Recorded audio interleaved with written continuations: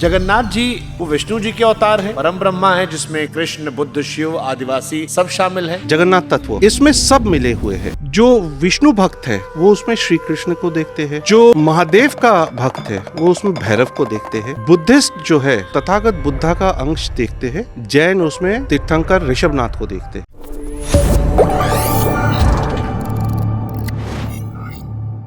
जगन्नाथ जी जितना आपने पढ़ा समझा जाना वो विष्णु जी के अवतार है, परम ब्रह्मा है जिसमें कृष्ण, बुद्ध, शिव, आदिवासी सब शामिल है।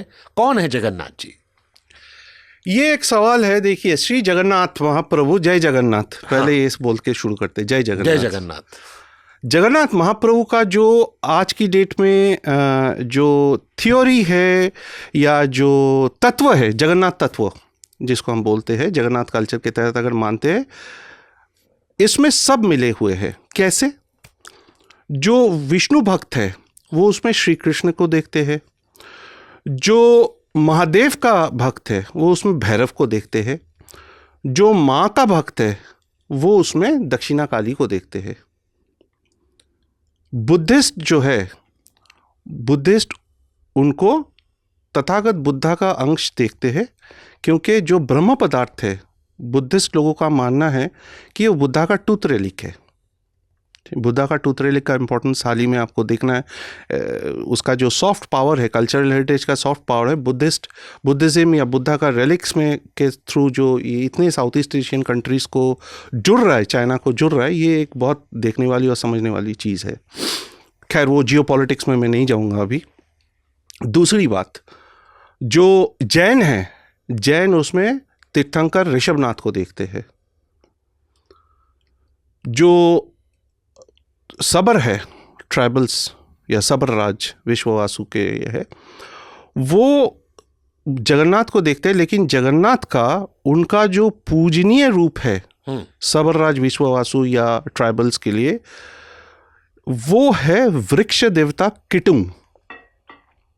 अब अगर 64 योगी नहीं देखेंगे, जगन्नाथ को देखेंगे, तो इनमें सबसे बेहतरीन रूप से जो उभर के आता है वो है भारतीय परंपरा में कैसे local deities mainstream Brahmanical deities के साथ मर्ज हो गया है। आप देखिए, सबरराज विश्ववासु का पूजित वृक्ष देवता किटुंग, जिसको सबर आज भी मानते हैं, वो कैसे जगन्नाथ में कन्वर्ट हो गया है। एक थ्योरी है नीलमाधव का, जो आपका स्कंद पुराण उत्कल पर्व या नीलाद्रि महोदया या मादलापाजी से होते हुए आ रहा है, और एक है वृक्ष देवता किटुंग जो ट्राइबल्स के साथ होते हुए आ रहा है। और दोनों एक दूसरे से इतने क्लोजली जुड़े हुए हैं, इतने नज़दीकी से जुड़े हुए कि उसको भिन्न कर पाना बहुत मुश्किल है। तो इसलिए आप देखेंगे कि उनकी सेवा में, खास करके रथ यात्रा का जो एक स्नान, देव स्नान पूर्णिमा से जो सवरराज विश्ववासु का वंशज है, जिनको हम दैतापति बोलते हैं, दैतापति लोग उनका सेवा टेक ओवर कर लेते हैं, और वो चलता है आपका नीलाद्रि बीजे तक, जब प्रभु को रसगुल्ला भोग देके महाप्रभु लक्ष्मी जी को मना के अंदर जाते हैं। और उसके बाद एक चीतालागी होता है, चीतालागी करा के ये लोग छोड़ देते हैं सेवा अपना। तो ऐसे जो महाप्रभु है वो परब्रह्म है, और इसका अलग अलग वेदों में, अलग अलग पुराणों में इसका अलग अलग जो डिस्क्रिप्शन दिया हुआ, महत्व दिया हुआ है, अच्छे से समझाया गया। But from a general person, layman's perspective में बता रहा हूँ, ये पूरा सम्मिलित रूप है इसका, परब्रह्म का। अच्छा, एक चीज़ है जो लोग नहीं जानते, और अभी मैंने कुछ पॉडकास्टों में इस चीज़ का जिक्र किया है। जगन्नाथ जो है वो बहुत रीसेंट नाम है। आप मान लीजिए 14वीं शताब्दी का, ये मैंने ठीक है, पढ़ा था। ये 14वीं शताब्दी का है। उनका एक्चुअल या जो जिक्र मिलता है पुराणों में या वेदों में, वो है पुरुषोत्तम और माधव। अच्छा, पुरुषोत्तम कैसे? और पुरुषोत्तम इज अ ऋग्वेदिक गॉड। अब ऋग्वेदिक गॉड में लोग अग्नि, ब्रह्मा, इंद्र, रुद्र, देवी, इनका जिक्र मिलता है इनका। बट जो श्री जगन्नाथ है, श्री जगन्नाथ पुरुषोत्तम रूप में ऋग्वेद का पुरुष सूक्ता में होता है। और वो पुरुष सूक्ता ऐसा चीज़ है जो लोग जानते नहीं। ये जो शादी विवाह होता है आजकल, इंद्रेश जी का शादी लेके बहुत कुछ चल रहा है। खैर, हम सब ने शादी किया है या करने वाले हैं आगे दिन में। तो जो विवाह में जो हम मंत्र पढ़ते हैं उसमें पुरुष सूक्त से भी मंत्र आता है, हिम्स या श्लोकस। अच्छा, एक साधारण व्यक्ति को लगता है कि पुरुषोत्तम भगवान राम जी को लेकर है, माधव कृष्ण जी को लेकर है, तो कृष्ण और माधव दोनों आपको जगन्नाथ जी तो में सब दिखे। एक ही है। It's a manifestation of the same energy, it's a manifestation of the same energy.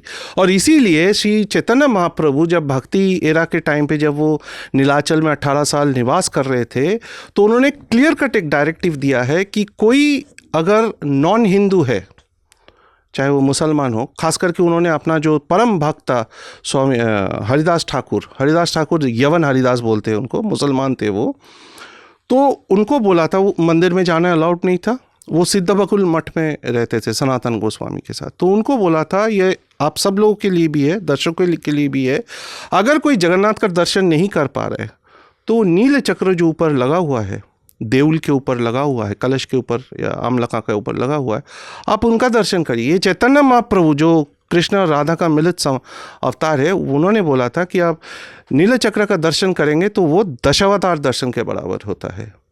Dashavatar का पावर है उसमें, आप सोचिए, दशावतार का पावर है। जगन्नाथ मंदिर कि हम जब बाकी देश के बड़े मंदिरों के बारे में बात करते हैं, सोमनाथ पर कई बार अटैक हुआ, जगन्नाथ जी पर भी ऐसे बहुत सारे किस्से कहानियां सर जगन्नाथ के ऊपर मैं बता रहा हूँ शुभंकर जी, जगन्नाथ जी के ऊपर सबसे ज़्यादा अटैक हुआ है जो इतिहास में हमें पढ़ाया नहीं जाता है।